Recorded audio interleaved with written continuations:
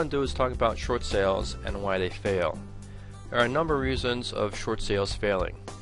Individuals don't know the procedures, meaning that the homeowner, prospective buyer, as well as the listing agent may not know all the procedures in the short sale process. Proper forms and documents, generally from the homeowner, are not gathered properly or in a timely manner. This usually is what stalls a short sale process. Individuals, namely the listing agents, may not have the proper contacts with the lending institutions to refer to or talk about the short sale process. Poor negotiations, meaning that individuals, namely the listing agent, may not realize that there might be a HELOC, a second mortgage, liens on the particular property. The property needs to have clean title in order for it to sell properly. Bad buyers. Unfortunately, in this particular market, we have individuals who are looking for short sale opportunities. And what they usually do is they see a particular property and they submit an unrealistic and unreasonable offers to the prospective home owner. Now, here's what usually happens. A homeowner has a property on the market for quite a while. They haven't seen any offers. Someone submits an offer. It's a lowball offer. They're ecstatic that they have an offer, so they accept the offer. The bank then takes the offer. It takes a while for them to get to the actual paperwork, but once they do, they realize that the offer is unrealistic, and in the meantime there might have been another better offer, but unfortunately you got an offer in your hands right now that you have to work with. Sometimes those scenarios happen. Buyers walk away from the deal. Occasionally we have ready, willing, and able buyers. They get frustrated at the process, namely because proper forms and docs are not filled out in a timely fashion. They wait too long and they walk away from the deal. The other thing is realtors not showing the property, meaning by the request of the buyer, the buyers don't want to maybe deal with the hassle of a short sale, so they don't want to see any kind of short sale property. Unless the realtor knows that the listing agent of a particular property knows what they're doing, knows all the procedures, has all the forms and documents completed, and the transaction could occur quickly. So those are the main reasons. Next, I want to talk about the short sale process. I got basically two slides to show you. One is a unstructured process, typically what happens majority of the time out there because individuals don't know the process, and one is going to be a structured process of where individuals know how the short sale process occurs. The unstructured process goes something like this. I'll try to make it quick, but there's a lot of things to talk about. We have a homeowner that needs to sell the property, so they find a realtor. The realtor is happy, but they may not be experienced in a short sale process, but they'll take the deal, put it up in MLS, identify that the property is a short sale, and now they wait. They wait until we have basically a prospective buyer. Prospective buyer looks at the MLS.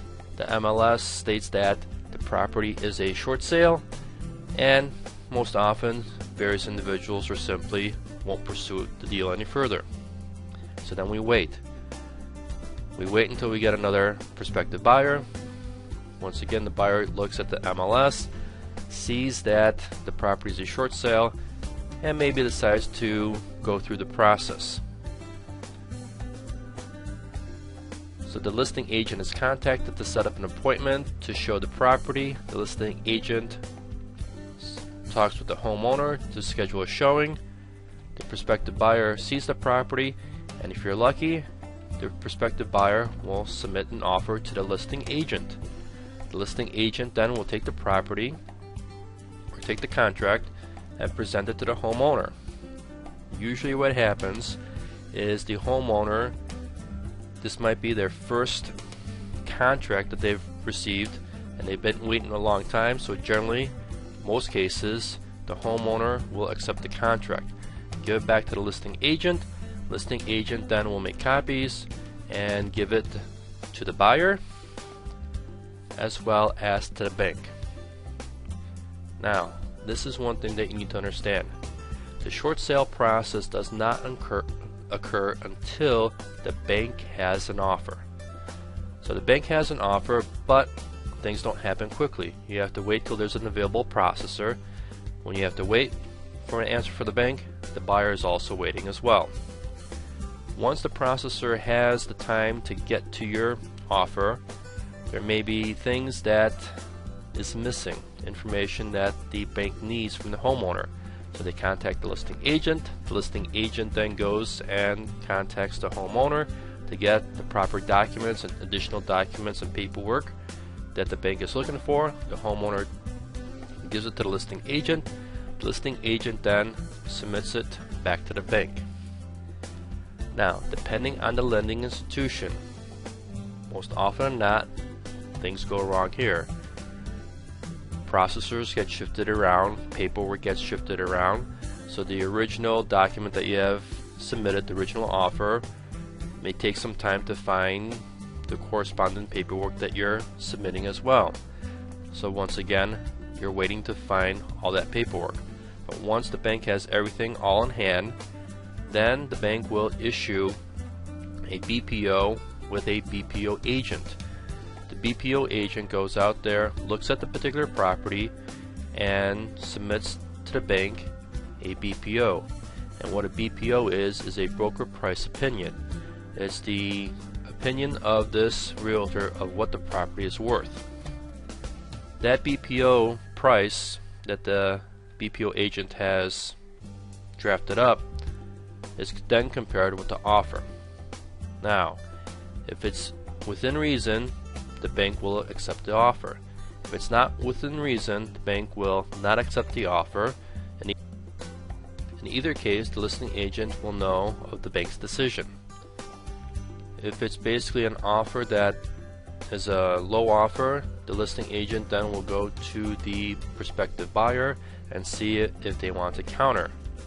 Most often they don't want to counter. They'll tell the homeowner that they didn't want to counter because the potential home buyer, was waiting too long and doesn't want to pursue the deal any further. So they just walk away, and then the whole process needs to start all over again. Very frustrating.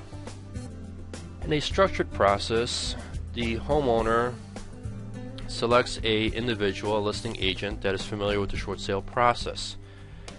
The listing agent who is familiar with the short sale process will give the homeowner a short sale packet, all the documents that the homeowner needs to generate so the listing is able to go through successfully. So the homeowner gathers all the information and gives it to the listing agent. Once all the paperwork is submitted, then the listing agent submits it to the MLS. From there, we have basically a network of potential buyers. They submit an offer. That offer then is presented to the homeowner. The homeowner accepts the particular offer, and then the offer then goes to the prospective buyers as well as to the bank. Since we have all the paperwork ready, the bank then issues the BPO agent to conduct a BPO. The BPO comes back, and majority of the time that BPO is within that offer price. Information goes back to the listing agent. Homeowner is happy, the transaction has happened, and we have new buyers from the home. Process done, and everyone is happy. If you have any additional information, we're Short Sale Negotiators. We can be found at ssnegotiators.com. And remember, you have a free, no obligation discussion to talk about your short sale. Hopefully this information was helpful. Any comments or questions, please feel free to contact us.